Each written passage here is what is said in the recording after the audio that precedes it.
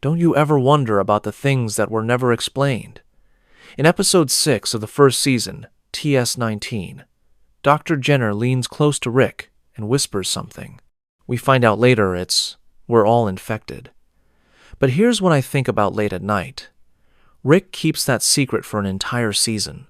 He watches people grieve, watches them bury their dead without destroying the brain, watches them live in ignorance while he carries this weight alone. Why? What made Rick decide that some truths are too heavy to share? And that's just one mystery. The Walking Dead is full of them, questions the show never answered, choices that were never explained, people who vanished without resolution. Some mysteries are about plot. Where did Heath go? What are the variants? How long was the CRM watching? But the deepest mysteries are about silence. The things characters knew and chose not to say. The secrets kept to protect people or control them. The truths buried because speaking them would change everything. Tonight, let's explore those mysteries together. Not to solve them, some aren't meant to be solved, but to understand what they mean, what they cost, and why silence sometimes speaks louder than answers. Let's start with Jenner's whisper, because it's the first mystery, and maybe the most important one. In Season 1, Episode 6, the group's at the CDC, and Dr. Jenner, the last scientist left alive, the man who's been documenting the collapse he's about to let them all die. The facility's set to self-destruct, and Jenner believes death is mercy, that there's no hope left, that the world's over and they should accept it. But Rick convinces him to open the doors, to let them choose. And as they're leaving, Jenner pulls Rick aside and whispers in his ear. We don't hear it in that moment. We just see Rick's face change, see the weight settle on him, see him nod and walk away.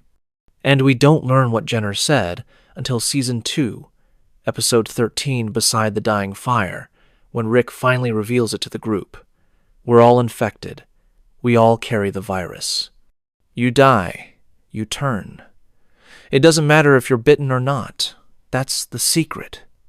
Not about a cure, not about the virus's origin, not about some government conspiracy. Just the simple, terrible truth that everyone who's alive is also already dead, waiting to happen. And Rick keeps that secret for an entire season. He watches Shane die in turn, watches Amy die in turn, watches people get bitten and bitten again, and he doesn't tell them. Why? The show gives us Rick's explanation in Season 2. He didn't want to break their hope, didn't want to add to their fear, didn't want to be the one to say that even their best-case scenario, surviving without getting bitten, still ends with them becoming walkers. It's leadership, but it's also control. Rick decides what the group can handle, what they're allowed to know, when they're ready for the truth. And that pattern, Rick carrying secrets, Rick deciding what people need to know, Rick protecting people by keeping them in the dark, it defines his entire arc. But here's the thing that keeps me up at night. Jenner didn't have to tell Rick. He could have kept that secret. Let Rick and the group figure it out themselves or die, never knowing. But he chose Rick specifically, pulled him aside, whispered it like a confession or a burden being passed. What made Jenner think Rick was the one who should carry that knowledge? Was it because Rick was the leader? The one making decisions about survival and safety? Or was it something else? Something Jenner saw in Rick that made him think this man can handle the truth and the weight of keeping it? We'll never know. Jenner died in the explosion. But the choice he made to tell Rick, and only Rick, that choice shapes everything that comes after. Because if the whole group had learned at once, if Jenner had announced it to everyone before they left, maybe the weight would have been shared. Maybe Rick wouldn't have carried it alone. But Jenner made it Rick's burden, and Rick accepted it. And that acceptance is the moment Rick becomes not just a leader, but a keeper of terrible truths. And The Walking Dead, from that moment forward, becomes a show about what people do with the truths they're given, and the truths they keep hidden. The helicopters are the second mystery, and they're everywhere once you start looking. Season 1, Episode 1. Rick sees a helicopter fly overhead while he's stumbling through Atlanta, disoriented and weak from his coma. He doesn't think much of it, neither do we. It's just a background detail, a sign that maybe someone's still organized, still trying to help. But then the helicopters keep appearing. Season 4, the group sees one in the distance. Season 7, another one. Season 8, Anne, formerly Jadis, leader of the trash people, she's watching the sky, waiting for a helicopter, and we learn she's been trading people to whoever's flying them. She has a system, A or B. Leaders and fighters are As, worth extracting. Everyone else is a B, killed for resources or experiments. And when Rick's blown up on that bridge in Season 9, Episode 5, a helicopter arrives. Anne bargains for his life, changes his classification from B to A, and the CRM takes him. But here's the question. How long were they watching? Because those helicopters didn't just show up when Rick was dying. They've been there since Season 1, since Atlanta, since before Rick even knew there was a group to lead. The CRM, the Civic Republic military, the massive authoritarian organization we learn about in The World Beyond and The Ones Who Live, they've been operating in secret for years, extracting people, conducting experiments, monitoring survivors. And Rick, the man who led multiple communities, who defeated the saviors, who became a symbol of resistance and hope, he was on their radar the whole time. That first helicopter Rick saw in Atlanta, maybe it was scouting. Maybe the CRM saw him, assessed him, decided he was worth tracking. And every helicopter after that, every sighting, every time Anne looked at the sky, was the CRM closing in, gathering data, waiting for the right moment to extract him. Anne's system, the A and B classifications, she learned that from the CRM. She'd been trading people to them for years, maybe since Season 7 or earlier. Every time she evaluated someone, every time she decided they were valuable or expendable, she was using the CRM's criteria. And the CRM's criteria are cold, utilitarian. Leaders are valuable. Followers are disposable. Rick's an A because he leads, because he inspires, because he's the kind of person the CRM wants either working for them or eliminated as a threat. And when Anne sees Rick dying on that riverbank, when she lies and says he's a B so they'll let her trade him for extraction, she's saving him.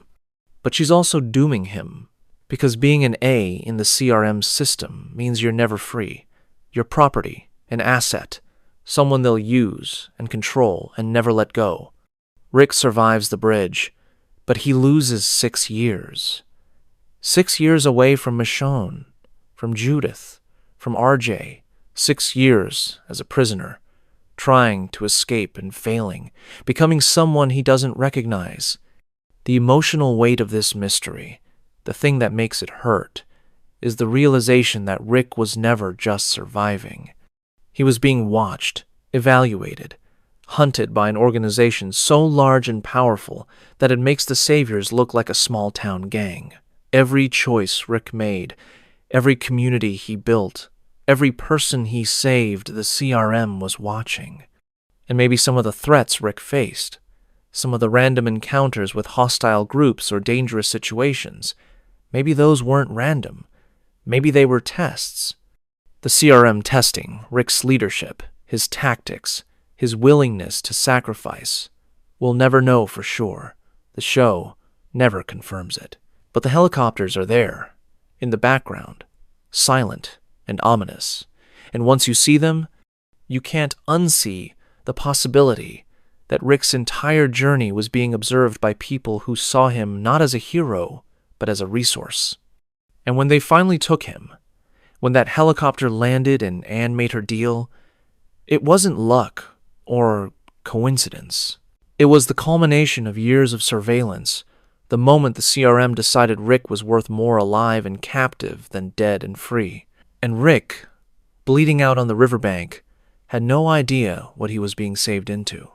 Michonne's departure in Season 10, Episode 13, What We Become, is the third mystery, and it's the one that breaks my heart the most. She's been leading Alexandria, raising Judith and RJ, holding the community together after Rick's death. And then she finds evidence, a pair of boots on a boat, washed up on shore. And carved into the boots, in Rick's handwriting, is a drawing, Michonne and Judith. It's unmistakable. It's proof. Rick was alive after the bridge, alive long enough to carve that drawing, alive long enough to leave a message. And Michonne, seeing that, makes a choice. She leaves. Immediately. She tells Judith she has to go, but she doesn't explain everything. She doesn't say goodbye to RJ face to face. She just goes, following the trail, searching for Rick. And she doesn't come back. Here's the mystery. What else did Michonne find? Because the boots are proof Rick survived, but they're not proof he's still alive years later. They're not coordinates, not a map, not a message saying, "I'm here, come find me." They're just boots with a drawing. And Michonne's smart enough to know that evidence of survival isn't the same as evidence of current location. So why leave so quickly? Why not take more time to investigate, to gather supplies, to prepare? The urgency suggests she found something else, something the show doesn't show us. Maybe there were coordinates carved inside the boots. Maybe there was a note tucked in the sole. Maybe the boat itself had CRM markings, and Michonne recognized them from the helicopter Anne used. We don't know. The show leaves it ambiguous, and that ambiguity is intentional. Michonne's departure is framed as an act of love and hope she's going to find Rick, to bring him home, to reunite their family. But it's also an act of abandonment. Judith and RJ lose their mother the same way they lost their father, and they're left with promises that might never be fulfilled. The pattern here is one. The Walking Dead repeats constantly. Mothers leaving to protect their children. Lori died giving birth to Judith, sacrificing herself so Judith could live. Carol left multiple times, believing her presence endangered the group. Maggie left for Georgie's community, trying to build a future for Herschel. And now Michonne, leaving to find Rick, believing that bringing him home is worth the cost of her absence. But the cost is real. Judith grows up without both parents. RJ barely remembers Michonne, doesn't remember Rick at all, and the family Michonne's trying to reunite is fracturing in her absence, held together by Daryl and Carol and Aaron, people who love the kids but can't replace their parents. The mystery isn't just, what did Michonne find? It's, did she make the right choice? And the show, wisely, doesn't answer. It just shows us the consequences. Children growing up with ghosts, hope stretched across years and continents, and a family that survives but never fully heals. In The Ones Who Live, we see what happened. Michonne finds Rick, and he's trapped in the CRM, and together they fight to escape and dismantle the organization. But even after they succeed, they don't come home immediately. They stay behind to finish the work, to make sure the CRM can't threaten Alexandria again. And that choice to prioritize the mission over the reunion, it's the same choice Michonne made when she left. Duty over presence. Protection over comfort. The belief that keeping people safe from a distance is more important than being there for the daily struggles, the quiet moments, the growing up. Michonne's departure is an act of love, but it's also an act of faith, that love can survive absence, that family can endure distance, that hope is stronger than presence. And maybe that's true. Maybe Judith and RJ, knowing their parents are out there fighting for them, find strength in that knowledge. Or maybe they just feel abandoned, and the hope turns into resentment, and the family that was supposed to be reunited is irreparably changed by the years apart. The mystery isn't what Michonne found in those boots. The mystery is whether finding Rick was worth losing the time she can never get back with her children. And that's a question only Judith and RJ can answer, years from now, when they're old enough to understand the weight of the choice their mother made. The variant walkers are the fourth mystery, and they're recent, which makes them more urgent, more unsettling. In Daryl Dixon's Season 1, we see walkers in France that are different. They climb. They use tools, rudimentary but effective. They problem solve, adapting to obstacles in ways regular walkers don't. And it's terrifying, because one of the few constants in The Walking Dead has been the predictability of walkers. They're slow, mindless, driven by instinct to feed. You can outrun them, outsmart them, avoid them if you're careful. But variants change the rules. Suddenly, walkers can climb fences, open doors, chase you upstairs. The strategies that worked for over a decade, getting to high ground, barricading yourself, staying quiet, they're less effective. And the question everyone's asking is, why? How did walkers evolve? And is it natural or something worse? The theory, the one that makes the most sense, given what we know from the world beyond, is that the CRM created variants through experimentation.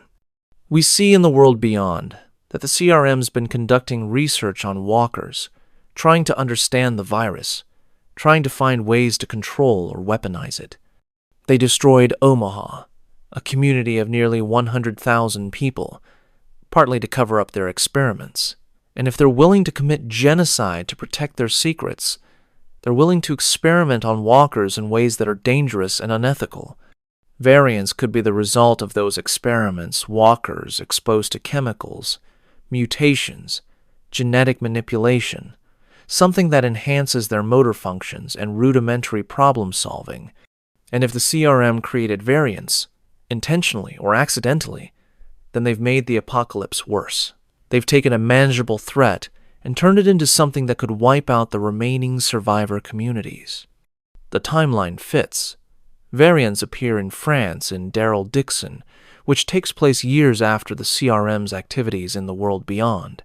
If the CRM was experimenting in the U.S., and those experiments spread through air, water, infected test subjects escaping, it's possible the mutations reached Europe. Or maybe the CRM has facilities in France, operations we haven't seen yet, and the variants are a direct result of ongoing research. The show hasn't confirmed this, but the pieces are there. The CRM has the resources, the motivation, and the moral flexibility to create variants. And if they did, if Rick and Michonne are fighting an organization that's actively making walkers more dangerous, then their mission isn't just about escaping or dismantling leadership. It's about stopping an existential threat to all survivors, everywhere. Because if variants spread, if they become the dominant strain, then every community, Alexandria, Hilltop, the Commonwealth, Oceanside, they're all in danger. The walls that protected them, the strategies that worked, they'll fail, and humanity's fragile foothold in the apocalypse will slip. But there's an alternative theory, one that's quieter and maybe more tragic. Variants aren't experiments, they're evolution. The virus, like any organism, adapts. And over a decade, with millions of hosts, it's possible the virus mutated naturally, producing walkers with enhanced abilities. This theory's scarier in some ways, because it means no one's controlling it, no one can stop it, and variants are just the next stage in the apocalypse. The world's getting harder, and the survivors have to adapt or die. The Walking Dead's always been about adaptation. Communities that adapt survive. Communities that don't fall. And variants are the ultimate test. Can humanity adapt faster than the virus? Or will the walkers, mindless and relentless, evolve past the point where humans can fight them? The mystery of the variants isn't just, how did they happen? It's, what do they mean for the future? And whether the answer is CRM, experiments, or natural evolution, the result's the same. The apocalypse isn't static. It's changing. And the survivors, caught in the middle, have to change with it or be consumed. The walker in the tank is the fifth mystery, and it's the first one Rick encounters in Season 1, Episode 1. He's stumbling through Atlanta, desperate and confused, and he ducks into a military tank to escape a herd. Inside, he finds a soldier, dead, turned, trapped. The hatch is sealed from the outside. The soldier couldn't have closed it himself, which means someone locked him in there, either while he was alive or after he turned. And that someone left him to rot, sealed in a metal coffin, surrounded by darkness. It's a small detail, easy to overlook in the chaos of Rick's introduction to the apocalypse. But it's haunting when you think about it, because it tells a story the show never explains. The story of what the military did to its own people in those first days. The theory is grim but consistent with what we see in Fear the Walking Dead. Operation Cobalt, the military's plan in the early days of the outbreak, involved humane termination of infected civilians. Soldiers were ordered to kill people who were bitten, even if they hadn't turned yet, to prevent the spread. And when soldiers themselves got infected, when members of the military showed symptoms or were bitten, they were dealt with the same way. Execution, quick and efficient, to maintain order and prevent the virus from spreading through the ranks. The soldier in the tank was probably bitten or infected, and his commanding officer made a call.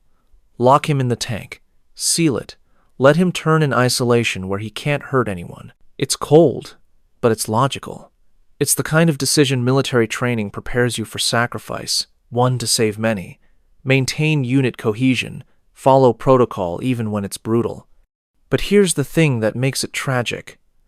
The soldier was alone when he died, sealed in darkness, maybe still conscious, maybe knowing what was coming, maybe begging to be let out. And whoever locked him in had to live with that choice, had to walk away knowing they'd condemned a comrade to a slow, terrifying death. That weight, that moral cost, it's part of why the military collapsed so fast. Because killing infected civilians is one thing. Killing your own people, your friends, the soldiers you've served with, that breaks you. The U.S., the military is built on loyalty, on the idea that you never leave a man behind, that you protect your own no matter what. And Operation Cobalt, the orders to execute the infected, that shattered that loyalty. Soldiers started deserting, refusing orders, choosing their families over their units. The chain of command fell apart because the orders were inhumane, and the people giving those orders lost the moral authority to lead. The walker in the tank is a monument to that collapse. It's evidence that even in those first days, even when the military still had structure and resources, they were making choices that destroyed them from the inside. Rick doesn't know any of this when he finds the walker. He just sees a corpse, shoots it, and moves on. But we know. We've seen Fear the Walking Dead, seen Operation Cobalt, seen soldiers crying as they prepared to kill civilians, seen the moment the military stopped being protectors and became executioners. And that tank, sealed and silent, is a gravestone for every soldier who was sacrificed to protocol, every person locked away, because the system decided they were expendable. The mystery isn't really, how did the walker get in the tank? The mystery is, who locked him in? And how did they live with it afterward? And the answer, implied by the military's total collapse within weeks, is that most of them didn't. They broke. They deserted. They couldn't carry the weight of what they'd done. And the soldier in the tank, alone in the dark, is the cost of trying to maintain order in a world where order was already gone. The Whisperers are the sixth mystery, and they're fascinating because their tactic wearing walker skins to blend in with the dead is so obvious in hindsight. Of course someone would figure it out. Walkers rely on sight and smell to identify prey, and if you smell like death, if you move like them, they'll ignore you. It's survival 101 inches, a world full of the dead. But Alpha and the Whisperers, introduced in Season 9, act like they invented it, like they're the first and only people to think of this strategy. And that raises the question, were they? Or were there others before Alpha, other survivors or groups who discovered the same tactic and used it, and we just never saw them because they didn't survive long enough to become a major threat? The theory is that walker camouflage is a convergent evolution of survival tactics.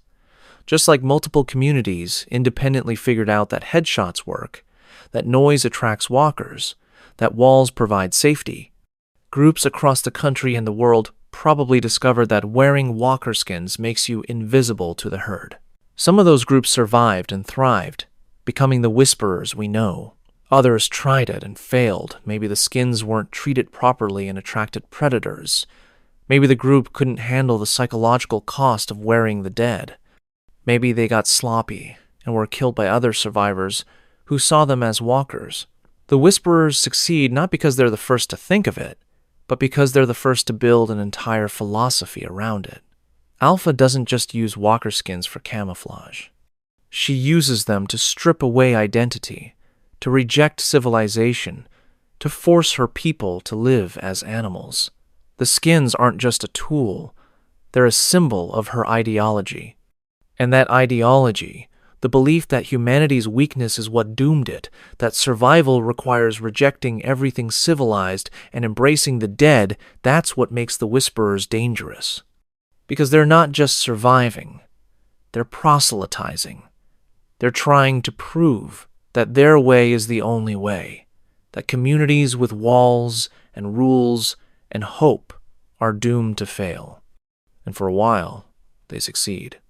The Pikes in Season 9, the border they establish, the fear they spread, it fractures the communities, makes people question whether Alpha's right, whether trying to rebuild civilization is just delaying the inevitable. The Whisperers represent the apocalypse's final argument, that humanity lost, that the dead won, and the only way to survive is to stop being human.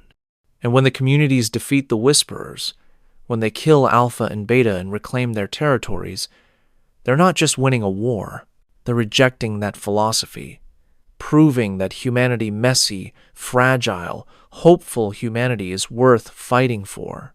But here's the lingering mystery. How many other groups tried the Whisperer tactic and failed? How many survivors, desperate and alone, put on a walker skin and walked among the dead, only to be discovered and torn apart? How many communities experimented with this strategy, found it effective, and then collapsed for other reasons: infighting, resource shortages, the psychological toll of living as monsters? The Whisperers are the ones we see because they survived long enough to become a threat. But the survivors who didn't make it, the ones who tried and failed, they're ghosts in the story. Unremembered, unacknowledged, erased by the apocalypse. And every time we see a Whisperer walking with the herd, we should remember, they're not the first. They're just the ones who lasted. And that distinction between the tactic and the ideology, between survival and philosophy, is what makes the Whisperers both tragic and terrifying. They found a way to survive that works, but the cost is everything that makes survival worth it. And in choosing to live as the dead, they prove that sometimes the most dangerous threat isn't the walkers. It's the survivors who've given up on being human. Heath's disappearance is the seventh mystery, and it's one of the most frustrating because it's never resolved. In Season 7, Episode 6, Heath and Tara go on a supply run. They get separated during a walker attack on a bridge. Tara survives, makes it back to Alexandria, and when she goes looking for Heath, he's gone. All she finds is his broken glasses and a card with PPP written on it. And that's it. Heath's never seen again in the main show. He just vanishes, leaving Tara with questions, guilt, and no closure. And the fandom's been speculating ever since. What happened to Heath? Where did he go? Is he alive? The most widely accepted theory is that the CRM took him. The PPP card is consistent with the CRM's calling cards. the markers they leave when they extract people. And Heath fits the profile of an A. He's smart, resourceful, a skilled scavenger and fighter. Exactly the kind of person the CRM would want to recruit or study. If the CRM had people monitoring supply routes, looking for valuable survivors to extract, Heath would have been a prime target. He's separated from Tara, vulnerable, and in the chaos of the Walker attack, a CRM team could have grabbed him, loaded him into a vehicle, and disappeared before Tara even knew what happened. The broken glasses suggest a struggle or a quick, forced extraction. Heath wouldn't have gone willingly. He'd have fought. And the CRM, practiced in abductions, would have overpowered him, secured him, and taken him back to one of their facilities. If Heath's with the CRM, then he's been there for years. He might be a soldier, forced into service like Rick was. He might be in a work camp, laboring for the Civic Republic. Or he might be dead, killed during intake or experimentation. We don't know. The show never tells us. And that ambiguity, that lack of resolution, is part of what makes Heath's disappearance so haunting, because Tara never knew. She died in Season 9, killed by the Whisperers, believing Heath abandoned her or died on that bridge. She never learned that he might have been taken, that his disappearance wasn't his choice, that he was a victim of an organization so vast and secretive that most survivors don't even know it exists. And that's the tragedy of the CRM's extractions. The people left behind don't get closure. They don't get to know what happened. They just get absence, silence, and the slow, painful process of moving on without answers. The emotional weight of Heath's disappearance extends beyond Tara. It's about everyone the CRM has taken over the years. And traded people how many? Dozens? Hundreds? And each one has a story. A group that misses them. People who wonder what happened. The CRM's extractions create ripples of grief and uncertainty across the survivor communities, and most people never learn the truth. They just know that someone they cared about is gone, and they're left to imagine the worst. Heath's disappearance is a microcosm of that larger pattern. The CRM, operating in the shadows, taking people, leaving questions, and never being held accountable because no one knows they exist. And if Heath is alive somewhere, if he's in the Civic Republic or a CRM facility, he's living with the knowledge that Tara and everyone he knew probably thinks he's dead. That isolation, that severance from the people you love, it's a different kind of death. You're alive, but you're erased, cut off, forgotten. And the CRM, for all its resources and power, excels at making people disappear. Not into graves, but into a system where they're alive, but might as well be ghosts.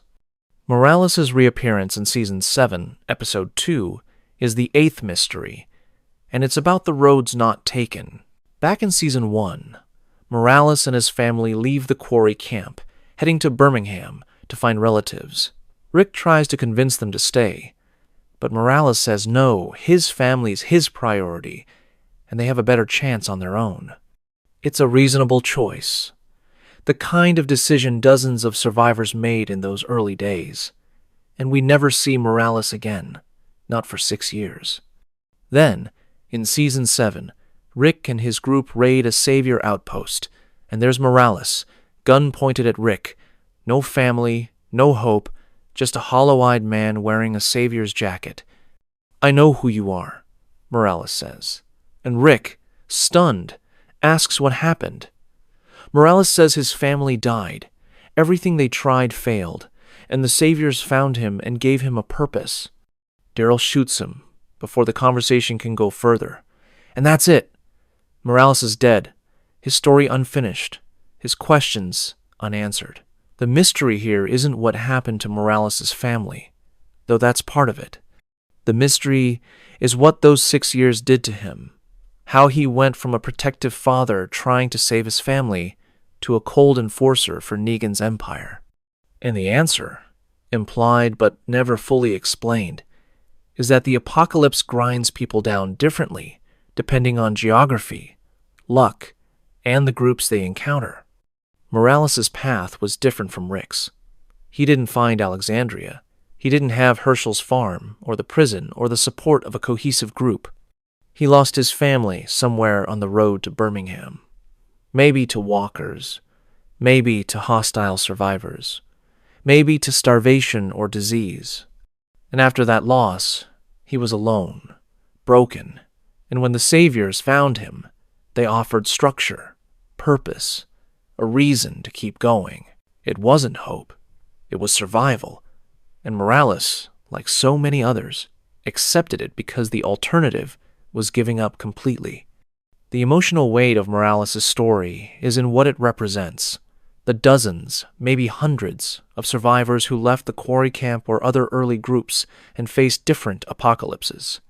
Morales' family went to Birmingham and died. What about the other families who left? What about the Vados, the group in the nursing home from Season 1, who stayed in Atlanta to protect the elderly?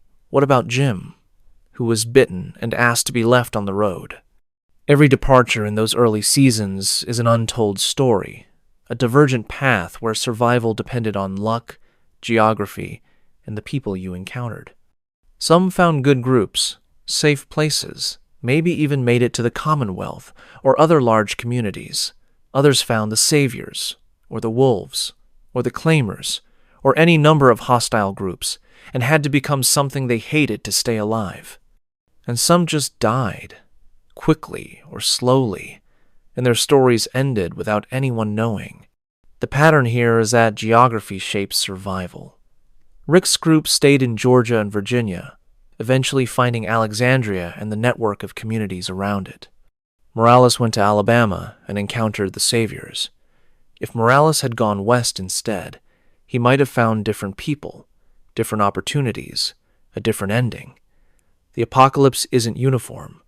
It's fractured, regional, shaped by local leadership and resources, and the survivors we follow, Rick's group, are lucky. They're skilled, yes, and brave, but they're also lucky to find Herschel, lucky to find the prison, lucky that Alexandria exists and lets them in. Morales wasn't lucky. And his story, ending with Daryl's arrow through his chest, is a reminder that luck matters as much as skill, that the difference between Rick's path and Morales' path is a handful of choices and coincidences. And every survivor we meet, every group we encounter, they're carrying their own version of Morales' journey, the losses, the compromises, the slow transformation from who they were into who they had to become. And most of them will never know their stories, their mysteries that died with them, buried in unmarked graves across the wasteland. The Oceanside Men are the 9th mystery, and it's the darkest one, because the explanation we're given doesn't quite add up. In Season 7, Rick's group discovers Oceanside, a hidden community of women and children on the coast. They're survivors, well-armed, but deeply secretive and hostile to outsiders. Cindy, one of the leaders, explains. The saviors found them, killed all the men and boys over the age of 10, and left the women and children alive to serve as a resource. It's brutal, consistent with Negan's tactics, and the stories accepted by Rick and the group. But if you think about it, if you really examine Oceanside's behavior and the details they don't share, another possibility emerges. What if the saviors didn't kill the men? What if Oceanside did? This theory isn't about vilifying the Oceanside women. It's about understanding trauma, desperation, and the terrible choices communities make to survive. Imagine Oceanside before the men died. It's a mixed community, men and women, struggling to stay hidden from the saviors. The men want to fight, to defend their people, to take the battle to Negan before he finds them. The women, many of them mothers, want to stay hidden, to protect the children, to avoid a war they can't win. The conflict escalates. The men start making plans. stockpiling weapons, preparing for an attack that would draw the Savior's attention and likely result in total annihilation. And the women, faced with the choice between letting the men start a suicidal war or stopping them by any means necessary, they choose the children. They kill the men quickly and quietly, maybe poisoning them, maybe ambushing them in their sleep. And then they craft a story. The saviors came, killed the men, and spared the women. It explains the absence, deflects blame, and ensures no one questions the decision. The evidence supporting this theory is circumstantial but compelling. Oceanside's women are too organized, too unified, too skilled with weapons for a group that supposedly lost all their fighters. If the saviors really killed every man, you'd expect more disarray, more trauma, more signs of a violent attack. But Oceanside functions smoothly, and the women handle weapons with confidence that suggests ongoing training, ongoing coordination. And when Rick's group arrives, Oceanside's first instinct is to kill them, to eliminate the outsiders before they can reveal Oceanside's location or bring danger. That's not the behavior of a traumatized, passive group. That's the behavior of people who've made hard, ruthless decisions and are willing to make more. The secrecy, the refusal to discuss details, the unified story they tell, it's consistent with a community covering up an internal purge, protecting a secret they can't afford to reveal. Now, if this theory's true, it doesn't make the Oceanside women villains. It makes them survivors who made an impossible choice. They chose their children over their husbands, their brothers, their fathers. They chose to live with the guilt rather than die in a hopeless fight. And they're living with that weight every single day, telling a story they've agreed to believe because the truth would destroy them. That's the moral complexity The Walking Dead excels at, showing us people who do terrible things for understandable reasons, who survive by compromising their humanity, who carry secrets that protect them and poison them at the same time. The mystery of Oceanside's men isn't just what happened to them. It's what cost did survival demand, and how do the survivors live with the answer? And whether the saviors killed them or Oceanside did, the result's the same. A community built on loss, secrecy, and the understanding that some truths are too dangerous to speak aloud. And when Rick and his group leave Oceanside, when they take the community's weapons and leave the women to defend themselves, they never know. They never question the story. They just accept it, move on, and the mystery stays buried, carried by the women who lived it and the men who didn't survive it. Georgie is the 10th mystery, and she's different from the others because she's not tragic or dark. She's hopeful, almost absurdly so, and that makes her fascinating and suspicious in equal measure. In Season 8, Episode 15, Georgie and her two companions arrive at Hilltop. They're well-fed, well-dressed, and they offer Maggie a trade, food and supplies in exchange for records of Hilltop's community names, skills, resources. Maggie, wary and desperate, agrees. And then Georgie does something unexpected. She gives Maggie a book, a thick volume titled A Key to a Future, filled with plans for mills, aqueducts, and other infrastructure projects. Use this to build your future, Georgie says. And then she leaves, promising to return someday to see what Hilltop's built. And we never see her again. She just vanishes, leaving behind a book and a dozen questions. The theory most fans believe is that Georgie's connected to the Commonwealth, the massive survivor network introduced in Season 10 and 11. The Commonwealth has resources, organization, and a philosophy that aligns with Georgie's. Rebuilding civilization, preserving knowledge, investing in communities that show promise. Georgie's book could have been a Commonwealth tool, used to identify leaders worth recruiting or communities worth absorbing. She gives Maggie the book, watches how Hilltop uses it, and reports back to the Commonwealth leadership. If Hilltop thrives, if Maggie proves herself, then the Commonwealth approaches them for an alliance or integration. It's a long-term strategy, the kind of patient, calculated planning the Commonwealth excels at. And when the Commonwealth eventually makes contact with Alexandria and Hilltop's network, when Eugene's group finds them via radio, maybe Georgie's report was part of why they responded. Maybe, she said, there's a leader named Maggie. She's worth investing in. But there's an alternative theory, one that's darker and maybe more interesting. Georgie's not with the Commonwealth. She's with a rival network, a competing survivor organization that's trying to build influence before the Commonwealth can expand. The post-apocalyptic world isn't just Rick's group versus hostile threats.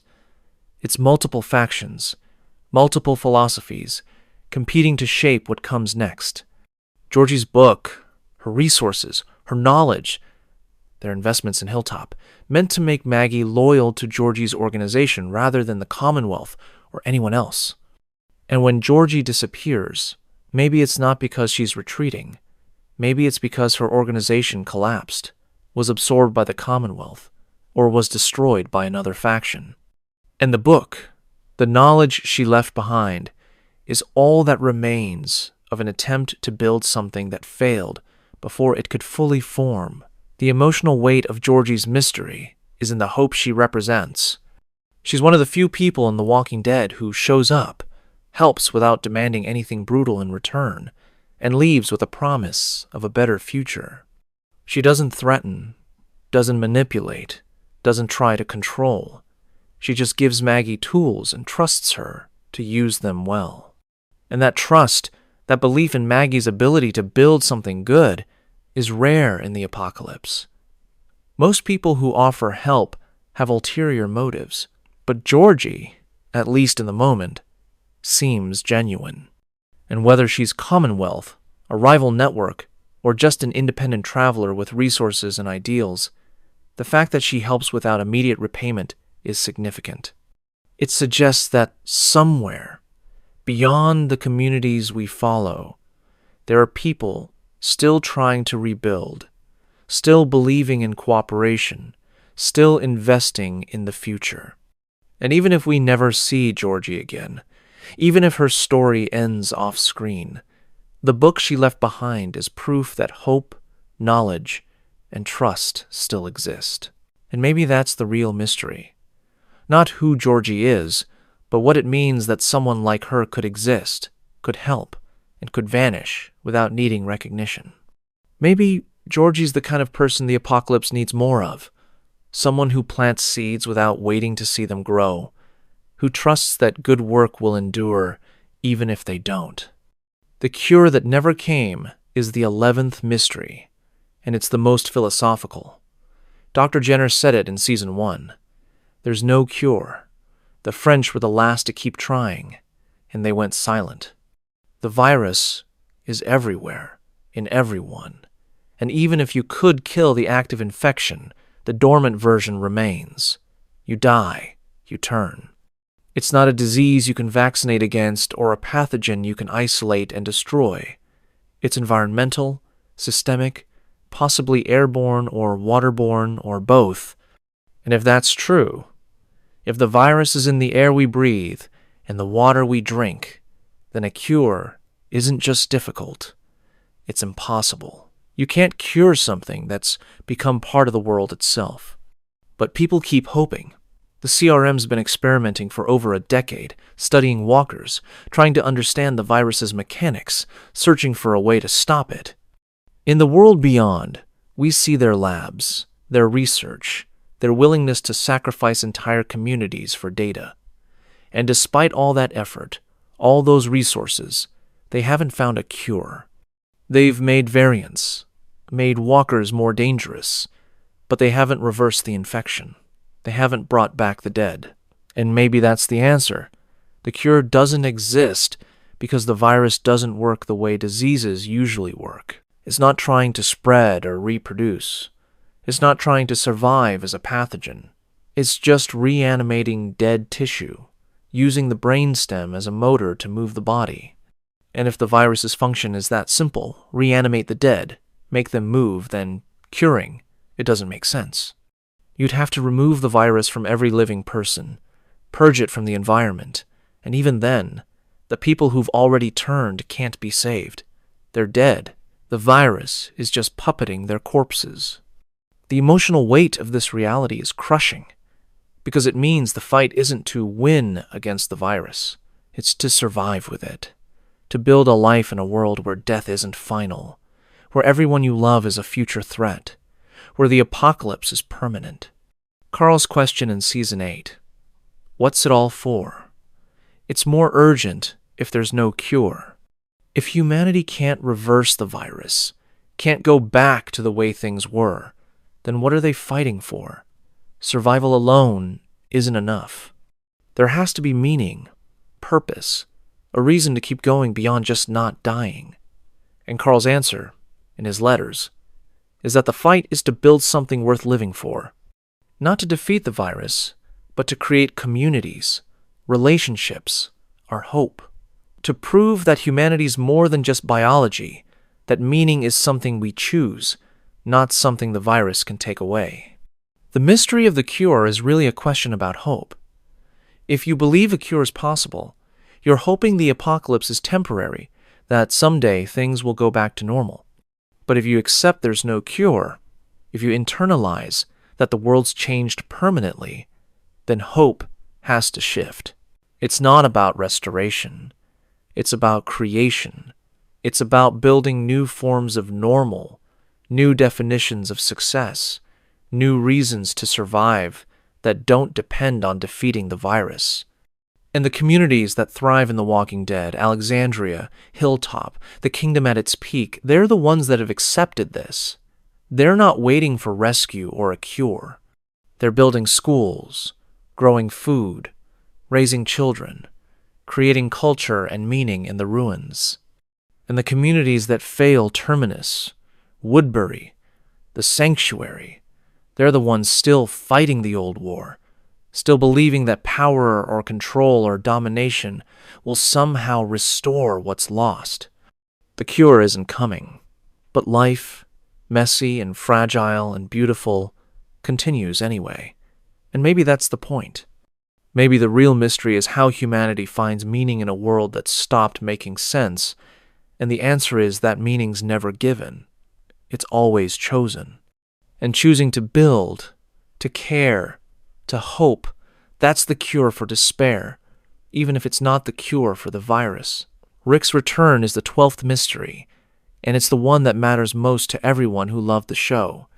In The Ones Who Live, Rick and Michonne destroy the CRM's leadership, kill Major General Beale, dismantle the command structure.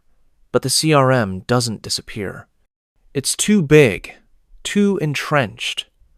There are still soldiers, still facilities, still remnants of the organization scattered across the country.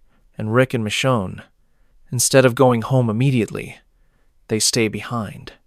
They work to dismantle what's left, to make sure the CRM can never threaten Alexandria, can never come for Judith or RJ, can never extract another survivor and erase them from the people they love.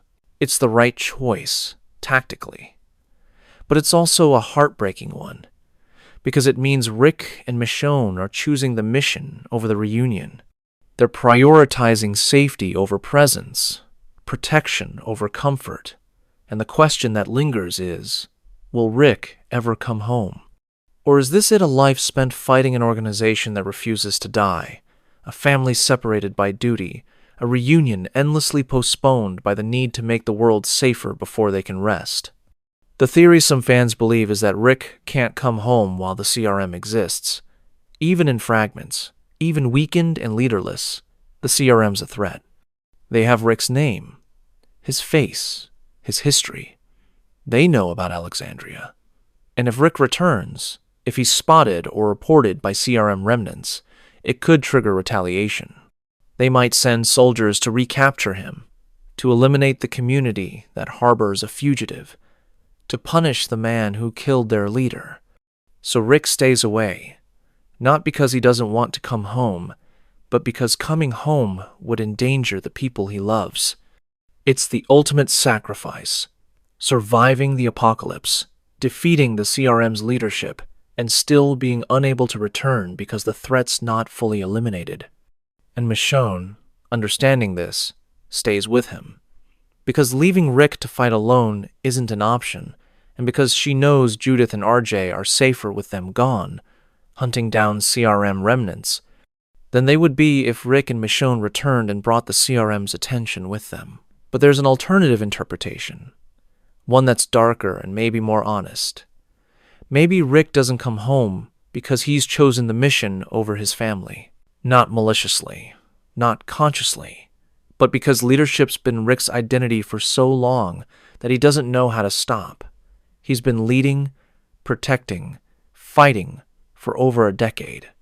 And when the CRM gave him a new mission, dismantle the organization, stop the experiments, prevent future atrocities, Rick accepted it because that's what he does. He finds a problem, and he solves it, even if solving it means sacrificing time with Judith and RJ, even if it means missing years of their lives, even if it means they grow up without him.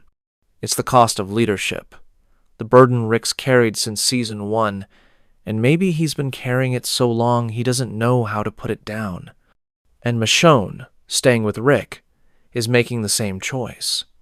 Duty over family, mission over presence. The belief that keeping people safe from a distance is more important than being there for the daily moments, the growing up, the quiet times that don't feel urgent but matter just as much. The mystery of Rick's return isn't just, will he come home? It's, does he want to? And the show, wisely, doesn't give us a clean answer. Rick loves Judith and RJ. He wants to see them, hold them, be their father, but he's also a man defined by responsibility, by the weight of protecting people, by the belief that his duty is to fight threats so others don't have to. And if that duty keeps him away for years, if it costs him the chance to be a father in any real sense, he'll accept that cost. Because that's who Rick is. That's who the apocalypse made him. And the question isn't whether he'll come home. It's whether, when he finally does, there'll be anything left of the man Judith and RJ remember. Or whether Rick Grimes, the sheriff who woke up in a hospital and tried to save the world, will have been consumed by the mission, leaving behind only a soldier who's forgotten what he's fighting for. And maybe that's the saddest mystery of all. Not the ones who died, but the ones who survived and lost themselves in the process.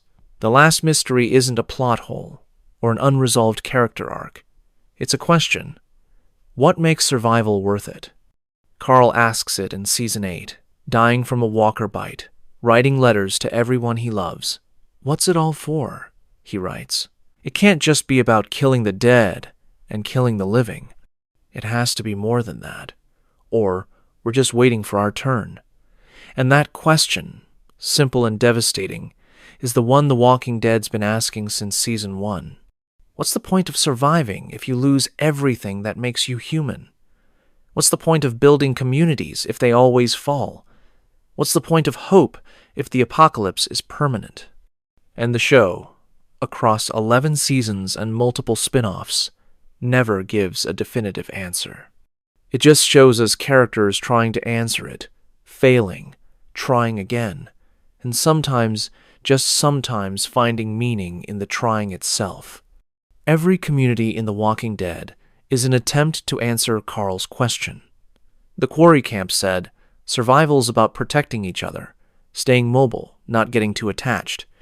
The prison said survival's about building a home, establishing routines, creating something that feels like the old world. Alexandria said survival's about preserving civilization, maintaining laws and structure even when the world's collapsed. The Sanctuary said survival's about power, about dominating others so you're never the one dominated. The Whisperers said survival's about rejecting humanity, becoming part of the dead, accepting that the apocalypse won. And the Commonwealth said survival's about rebuilding civilization exactly as it was, complete with inequality, class systems, and the injustices that caused suffering before the outbreak. And all these answers, every single one, are both right and wrong. They work for a while, and then they fail, or they succeed but at a cost so high it's not clear the success was worth it. The communities that endure are the ones that answer Carl's question with actions, not words. Alexandria survives not because it has the strongest walls or the most resources, but because the people there chose to build something together, to care about each other, to raise children and plant gardens and create meaning in the ruins. The sanctuary falls not because it's weak, but because Negan's answer, survival through domination, loyalty through fear, creates resentment that eventually tears it apart. The Commonwealth nearly falls for the same reason, saved only by a revolution that forces it to change, to become something more egalitarian, more humane. And the pattern's clear. Communities built on hope, cooperation, and the belief that people matter. Those communities struggle, suffer, lose people, but they endure. Communities built on control, fear, and the belief that power is all that matters, those communities collapse from within, because fear's not a sustainable foundation. It's a countdown timer, ticking toward the moment someone says no more, and the whole structure shatters. Rick spent 11 seasons trying to answer Carl's question. He built communities, defended them, lost them, and built again. He made choices that saved lives and choices that cost lives, and he carried the weight of both. And in the end, when he's taken by the CRM, when he's forced to spend years away from his family fighting an organization that represents everything he's fought against, the question becomes even more urgent. Was it worth it? Did Rick's survival, his leadership, his sacrifices, did they create something lasting, or did they just delay the inevitable? And the answer, I think, is that it depends on how you measure worth. If you measure it in victories, in threats defeated, in communities saved, then yes, Rick's survival was worth it. He saved people. He inspired them. He created networks of communities that might outlast the apocalypse. But if you measure it in personal cost, in time lost with family, in the pieces of himself Rick sacrificed to keep everyone else safe, then the answer's more complicated. Rick survived, but he lost years. He fought, but he missed his children growing up. He protected his family, but from such a distance that they might not recognize him when he finally comes home. And maybe that's the real mystery, the one The Walking Dead's been asking all along. What's the right balance between survival and living, between protecting people and being present with them, between duty and love? And the answer, if there is one, is that there's no right balance. There's just the choices you make, the weight you carry, and the understanding that sometimes survival requires sacrifice, and sometimes that sacrifice costs more than you ever intended to pay. Carl's question, what's it all for? It doesn't have an answer. It just has attempts at answers, flawed and incomplete and human, and maybe that's enough. Maybe the point isn't to find the perfect answer, but to keep trying, keep building, keep hoping, even when hope feels naive, even when survival feels meaningless, even when the apocalypse grinds you down until there's almost nothing left. You keep going, you keep caring, you keep trying to build something worth surviving for. And whether it works or not, whether the communities endure or fall, the trying is the answer.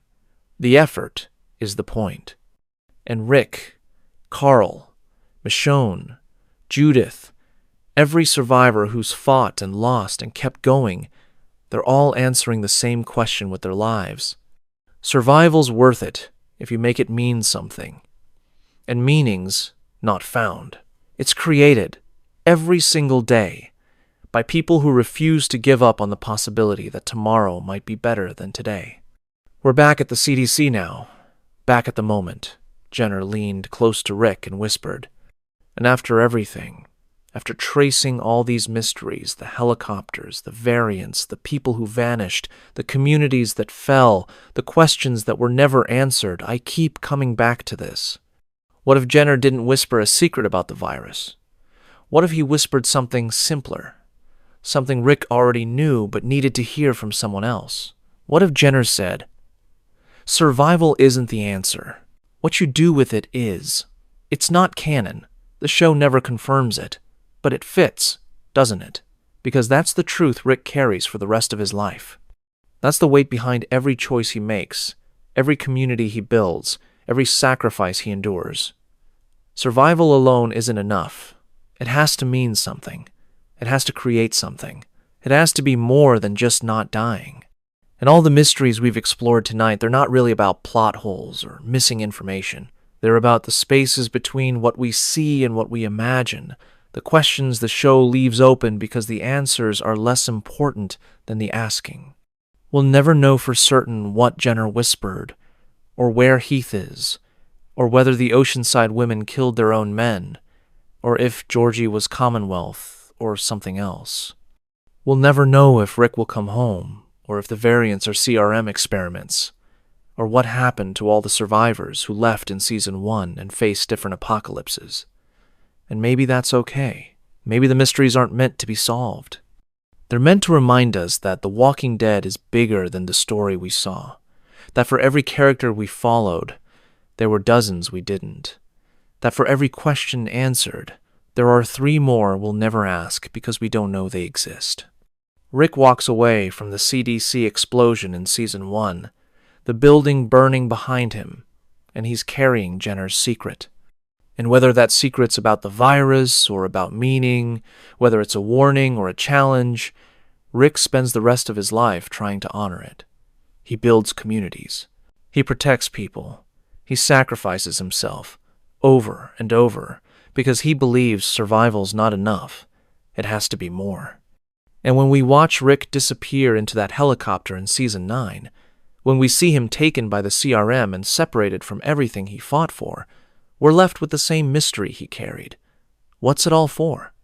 And the answer, whispered or unspoken, is that it's for whatever we choose to make it. The apocalypse didn't give us meaning. It took everything away.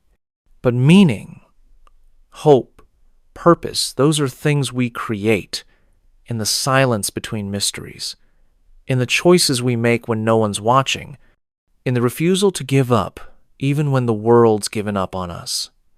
Some mysteries aren't meant to be solved. They're meant to be lived with, carried, and transformed into something that matters. And maybe that's the biggest mystery of all. Not what happened, but what we do with what's left.